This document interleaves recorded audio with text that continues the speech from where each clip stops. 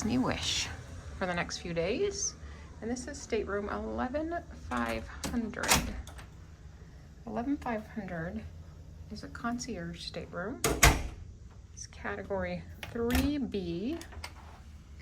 It's an Oceanview. This is a unique concierge room, only on the Wish and the Wish class ships, because it does not have a veranda. It is, however, an amazing room, one of my favorites. It's huge, sleeps 5. You can see the pull down there, a Murphy bed there to pull down. And there is an amazing view off the front of the ship. We've got a rainy day in Port Canaveral today. But I love this room.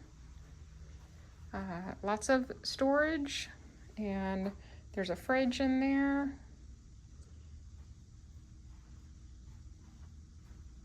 Lots of space.